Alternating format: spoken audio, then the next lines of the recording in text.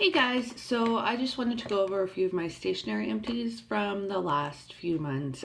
These are no particular order. I've used them for some of my botanical drawings, in my bullet journal and journal, which I'm using in the Bear and Fig Metamorphosis. I'll do a walkthrough video of this. I'm not even halfway through, so it'll be a little while. But super quick. So one of the things that I found, and I got these because they're cute, backwards, is the Milky Pens from Amazon. These are, they say designed by Korea, and they're made by Canon, I think. Anyway, I wouldn't recommend these. I just feel like the ink flow is bad. And if a pen doesn't work, what's the point? But they also feel really poorly made, and I'm constantly worried I'm going to break them. So they have a wide variety of colors. The colors are really nice. They don't ghost, they don't bleed, but they also don't work. So kind of buyer beware, I guess.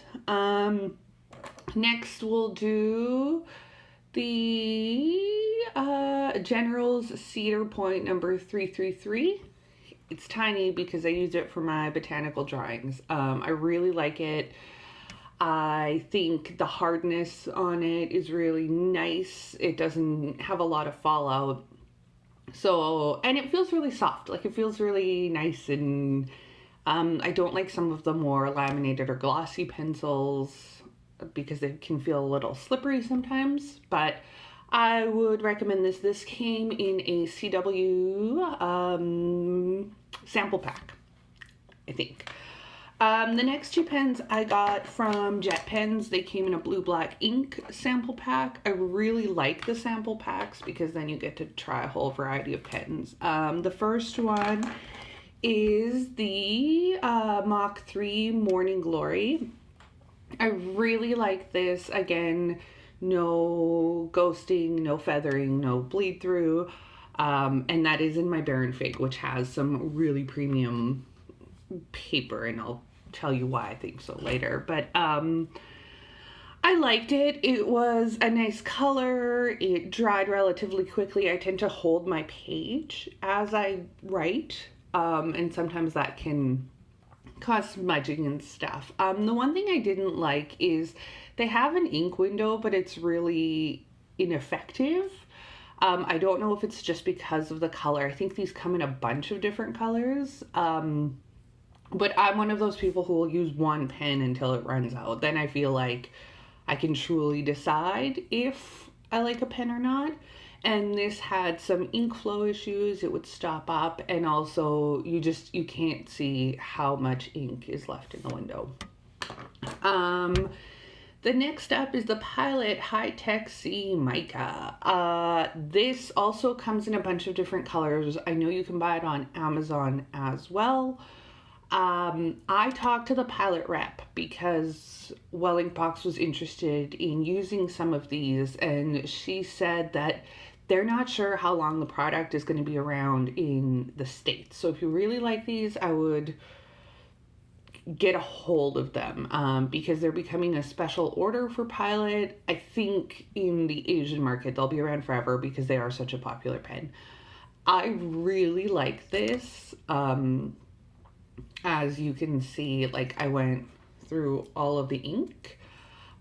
Flowed really well. Again, no ghosting, no bleed through. I mean, there wouldn't be, but just in case you're curious.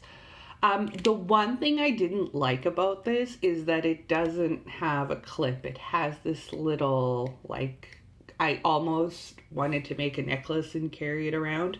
I don't take my pens out with me that often, and if I do, they're usually like hotel pens and stuff because I worry less about losing those. But I wanted to take this with me once, and it didn't have the clip, and it drove me crazy.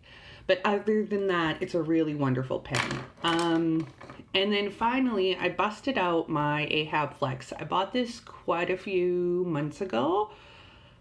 and just I hadn't used it. I wanted to try a flex nib, and for those of you who don't know, fountain pens have, I mean, like, look up a Goulet Pens video, but here's your explain it to me like I'm 5 version.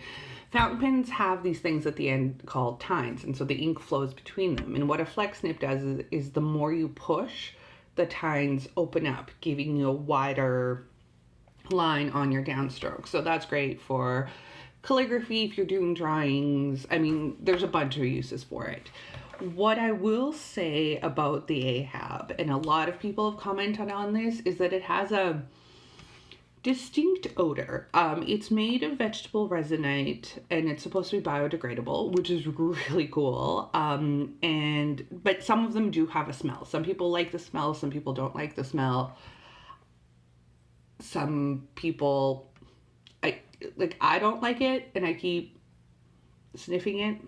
Should probably stop. Some people, to me, it smells like dirty babies. Not like poopy babies, just like dirty human baby smell. Which isn't the worst thing in the world, but it's not everyone's jam. I have heard that that it will dissipate over time. I've heard that you can put it in baking soda. I've heard that you can leave it in indirect sunlight. And so I just took to leaving mine on my desk throughout the day. It's decreased, but the smell is certainly there. The other thing that I found is just my pen wasn't super well sealed, so I would get ink all over my fingers, which I don't really mind. It's kind of satisfying. It makes me feel like I've done a good job. But ink would go up into the pen. I tried cleaning it out and I can't get this bit of water to come out, so whatever. And then it would burp on occasion. So here's like, ooh, can you see it? Here's a bit of a writing sample with it. And then like here is sort of some of the burping. Now, it's not the end of the world. It was, I think, a $20 pen. It was really fun to try. It made me want to try some more flex nibs. Made me want to play with a bit more of that stuff. I don't know though that I would use it as an everyday writer, because I just feel like there are pens that I like so much better. But yeah, and I guess, so like even, I guess I can show you this too. Like that was that big blotch, and it's just sort of ghosted onto the other side. So definitely into this Barren Fig paper. That's about it for me. I've been buying a bunch of stuff, so if anyone wants to see a haul, let me know, and then I'm going to try writing some more because I do want to make it through this journal. I'm working through some other stuff right now, but yeah. So thank you for watching. As always, if you guys have any questions, let me know and I'll talk to you soon.